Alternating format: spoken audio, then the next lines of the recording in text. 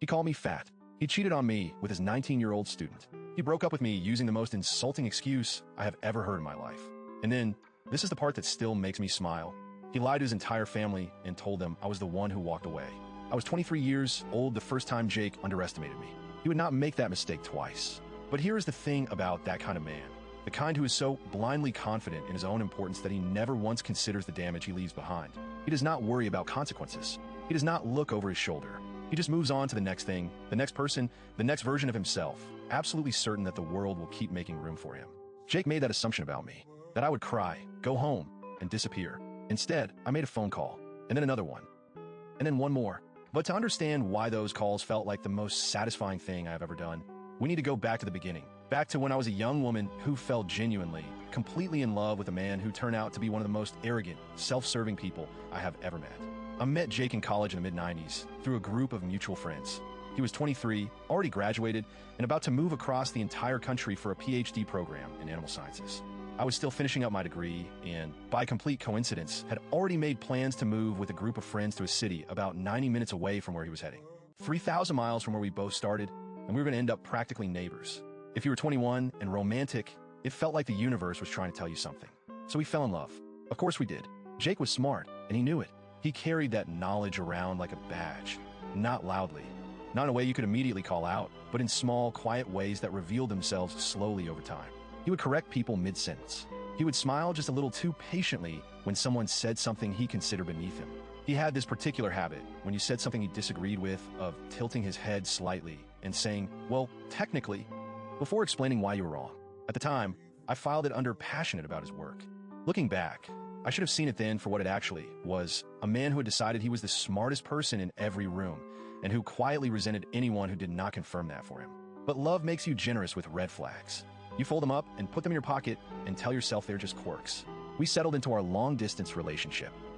Because Jake was in school and I was working, I was usually the one who made the drive to his place on weekends. He was renting a house with 2 roommates, both in his PhD program, and money was genuinely tight for all of us, so we kept things simple. Taco dates, long evenings at his house.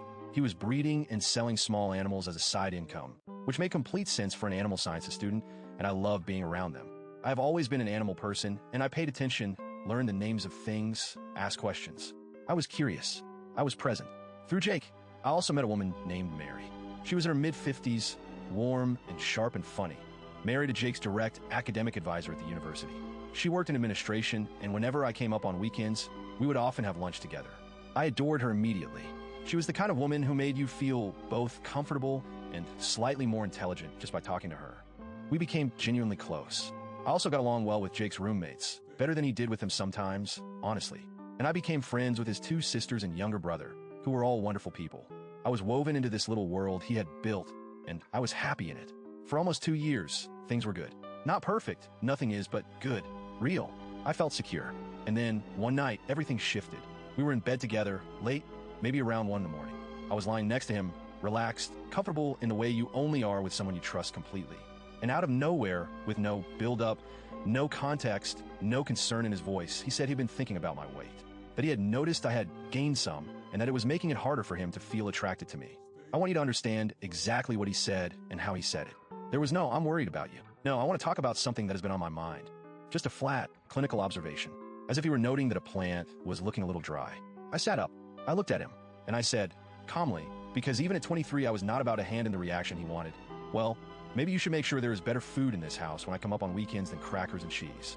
Because that was genuinely what was available most of the time. Crackers, cheese, whatever was cheap and convenient. He stared at me. I asked him, very simply, what his solution was. He said he supposed I should try to lose weight. I told him I was not going to do that. I told him that was his problem to work out, not mine. I put my clothes back on, went to sleep, and drove home the next morning like nothing had happened. For the record, I had gained maybe 10 pounds over 2 years and still wore the same clothes I had when we met. A US size 6 to 8. I was by any reasonable measure fine, more than fine, but I tucked that conversation away, told myself it was a strange, thoughtless moment. People say stupid things sometimes. I moved on. 3 months later, Jake called me and ended the relationship. We had been together for nearly 3 years. The reason he gave me, and I want you to hear this clearly because I've told this story many times and people always think I'm exaggerating. The reason he gave me was that I did not know enough about science. Specifically, that he could not have a real conversation with me about his work because he had to use common names for animals instead of their scientific names, that my academic limitations made a relationship with me intellectually unsatisfying. I told him that was the most ridiculous thing I had ever heard. I told him it was not the real reason. He insisted it was. A month later, he came to return some of my things. I looked him in the eye and told him I knew there was something else and that he was going to tell me what it was.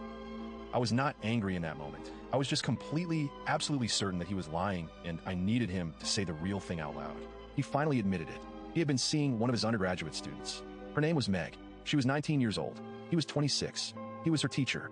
My roommate, who had heard everything, appeared in the doorway and calmly informed Jake that if he did not leave immediately, she was going to throw him off our second-floor balcony. He left, and I just laughed. Not right away. First came the rage, sharp and hot, and then it drained out of me, and what replaced it was this strange, dizzy, almost hysterical laughter because I suddenly remembered something. I had met Meg. A few times, actually.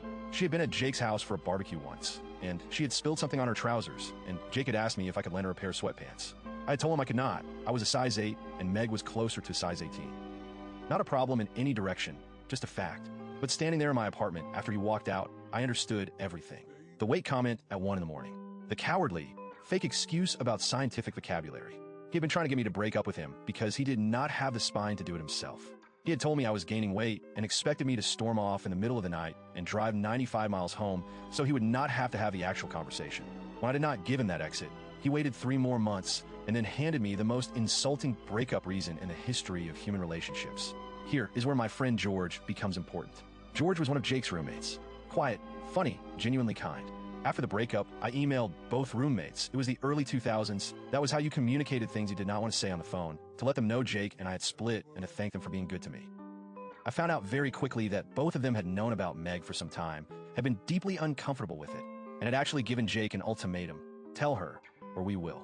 That ultimatum was what had finally pushed him to make the phone call. George offered to help me collect the last few things I'd left at the house. He also suggested that I come up for the weekend, that we go out, have a proper time, enjoy all the things Jake apparently thought were a waste of money. I said yes. George let me into the house while Jake was out.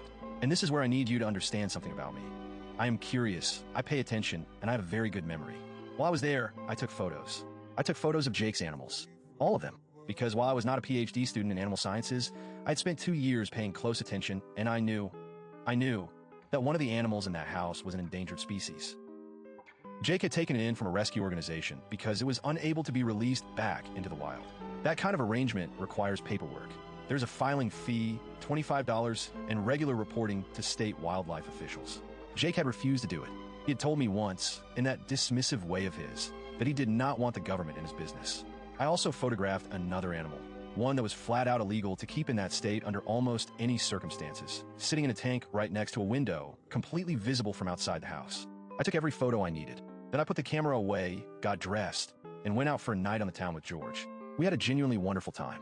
We told our story to everyone in Jake's circle who would listen. George made sure the women in Jake's classes knew he had been cheating on his girlfriend with a student in his own course. By the end of the night, the story had traveled through that small, tight-knit program like smoke through a building.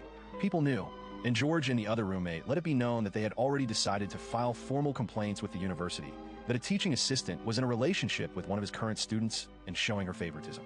We stumbled back to the house around midnight. Jake and Meg were in the living room watching television. I walked in wearing a short dress, hair down, laughing, with George practically holding me up. George disappeared to his room and made several pointed appearances in the hallway in his boxers. We were not exactly quiet. Meg sat on that couch, not knowing where to look. Jake stared at me like I had done something to him. The next morning, I sat at the kitchen table eating a donut in my slightly rumpled dress, hair a mess, completely at ease, while George stood behind me with the most satisfied expression I have ever seen on human face and pressed a kiss to the top of my head.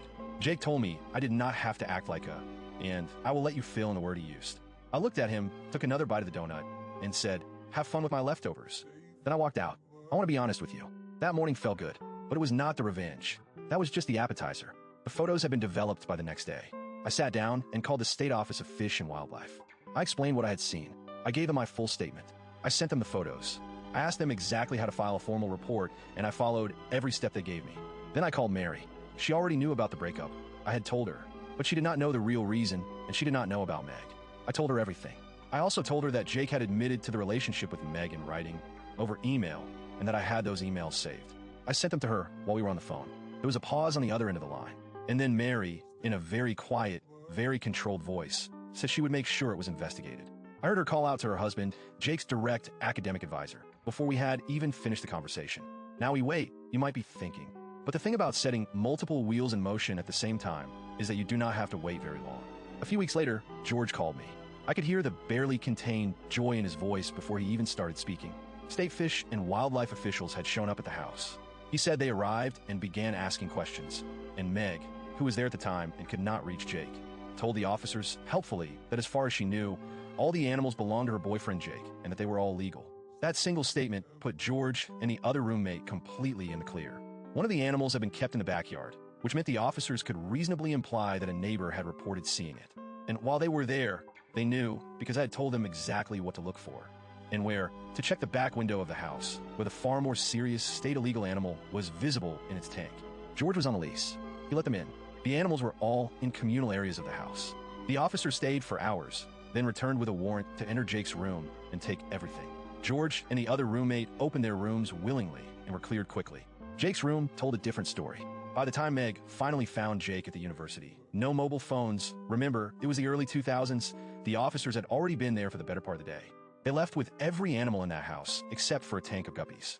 I want to take a moment here to explain something because it matters. The animals Jake lost were not just pets. They were his research, his income, his entire side operation. He had been breeding and selling them for years. They were worth thousands of dollars. Gone, every single one. But the animals were only the beginning. PhD students doing research in animal sciences depend heavily on grant funding. A significant portion of that funding comes from federal sources. Jake had recently received an EPA grant, a substantial one, right around the time he broke up with me. So I made one more phone call. I contacted the EPA and asked them, very politely, how one would go about reporting that a person currently holding a federal research grant was under investigation by state wildlife officials for illegally harboring protected and endangered animals. They were very helpful. Jake lost the EPA grant entirely. He was required to make restitution on the funds already spent, close to $30,000. And because of the nature of the violations, he would never be eligible for another federal research grant. Not in that state. Not anywhere. He avoided jail time because all the animals had been well cared for. They were in good health when they were taken. But he was fined $15,000 by the state. The two illegally kept animals went to a nearby nature center. For years afterward, whenever I was in that area, I would stop in to visit them. I always thought of it as checking in on a small, satisfying piece of justice. The university moved quickly on their end as well. Jake's scholarship was revoked. He was removed from his teaching assistant position for maintaining an inappropriate relationship with a student in his own class. He somehow avoided full expulsion. I was honestly surprised by that. But what struck me then, and still strikes me now, was how thoroughly he had undone himself through sheer, breathtaking arrogance. He had not even waited until Meg finished his class before making the relationship public. By university rules, the moment she was no longer his student, the relationship would have been permissible.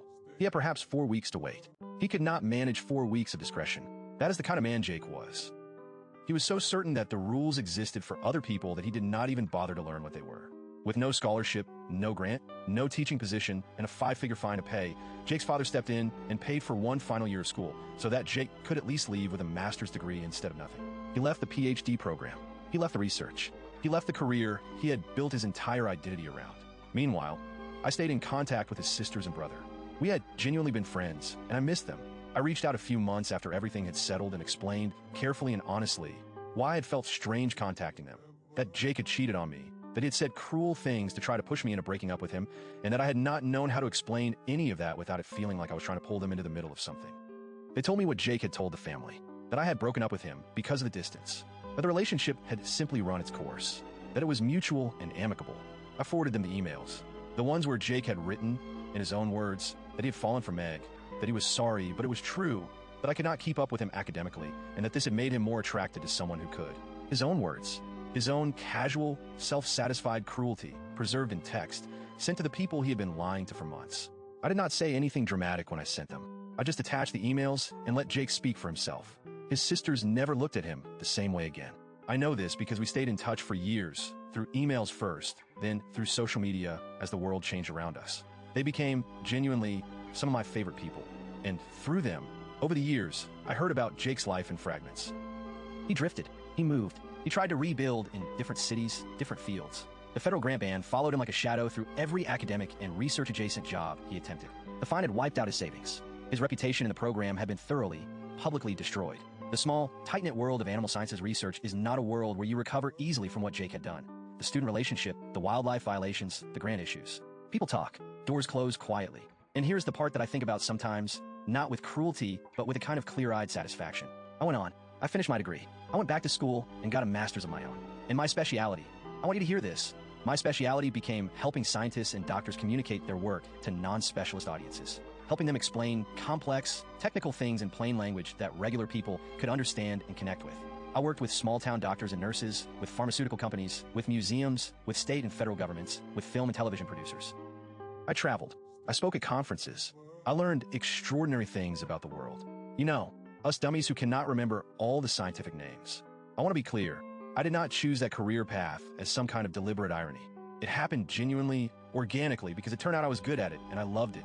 But I will not pretend the symmetry is not deeply satisfying. The exact thing Jake used to dismiss me, my supposed inability to engage with scientific ideas at his level, became the foundation of a career that took me further than he ever got. Now, about 20 years after all of this happened, I received a message. It came through one of Jake's sisters, who forwarded it to me with a brief note that just said, "I thought you should see this." I told him I would pass it along, but I made no promises. It was from Jake. I sat with it for a moment before I opened it. 20 plus years. I was not the same person I had been at 23. I had built a life I was proud of, a career that genuinely excited me, relationships that were real and solid. Whatever Jake had to say, it was not going to reach the woman he had left standing in her apartment, trying not to cry. I opened it. He said he had been thinking about what happened between us, that he had been going through a difficult period. He did not elaborate, and that he had found himself looking back at the choices he had made when he was young. He said he knew he had treated me badly, that the weight comment was wrong, and he had always known it was wrong, that he had been a coward about ending things and used a stupid excuse because he did not want to have a real conversation. He said he was sorry, and then, this is the part one keep coming back to, he said he hoped I was doing well and that he had always thought I was smarter than he gave me credit for. I read it twice. He hoped I was doing well. He thought I was smarter than he gave me credit for. 20 years later, this was what he had arrived at. A quiet, private message forwarded through his sister, asking for, what exactly? Absolution? Closure? Some confirmation that I had been waiting, in some small part of myself, for him to say sorry? I thought about the 19-year-old girl I had been when he made that comment in the dark. I thought about driving 95 miles home the next morning with my jaw set, refusing to let him see that it had landed. I thought about sitting at his kitchen table the morning after with a donut and a smile, wearing the previous night like armor. I thought about every phone call I made, every step I followed, every door I watched close on a life he had been so certain was guaranteed to him. I thought about Mary, who became something like an aunt to me over the years, who called me once just to tell me she was proud of how I had turned out. I thought about George, who sent me a genuinely delighted message when he heard about my career. I thought about Jake's sisters, who chose me over the version of events their brother had sold them. And then I thought about what I wanted to say back to him. I did not write a long response. I did not list everything that had happened. I did not describe my career or my life or the ways I had moved so far beyond him that the distance was almost funny. I kept it short. I told him I appreciated him saying so. I told him I had not spent much time thinking about him over the years. I told him I'd build a good life and that I genuinely hoped the same for him. And then I closed the message, set my phone face down on my desk, and went back to work. Because here's the thing about people like Jake. They're so sure of themselves when they leave. They do not picture you building anything without them. They do not imagine that the person they walked away from will find direction, find purpose, find a version of themselves that is sharper and more certain and more alive than the person they dismissed. They leave assuming you will stay more or less where they put you, a little sadder, a little smaller, waiting in the background of a story they are still the center of. Jake broke up with me and handed me an insult wrapped in a reason. He tried to make me feel small before he left so that leaving would feel justified. He lied to his family. He moved on with total confidence that the mess he left behind was not his problem. And for 20 years, I was not his problem. I was my own story, moving in my own direction, doing work I loved, surrounded by people who actually saw me. The apology, when it finally came, was not the moment of justice. The moment of justice was every single day of those 20 years. It was every conference I spoke at, every project I finished, every time someone thanked me for making something complicated feel simple and accessible. It was Mary calling me to say she was proud. It was George sending a celebratory message when I got a particularly good piece of work published. It was his own sisters choosing to stay in my life long after he had left it. That was the justice. And it had been happening quietly, consistently, for 2 decades before he finally picked up his phone and typed out an apology. Some people think the revenge was the phone calls, the wildlife report, the grant, the university investigation. And look, I will not pretend those things were not satisfying. They were.